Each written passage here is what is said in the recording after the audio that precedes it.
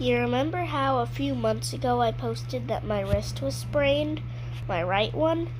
Dun, dun, dun. Yeah, it's not really sprained.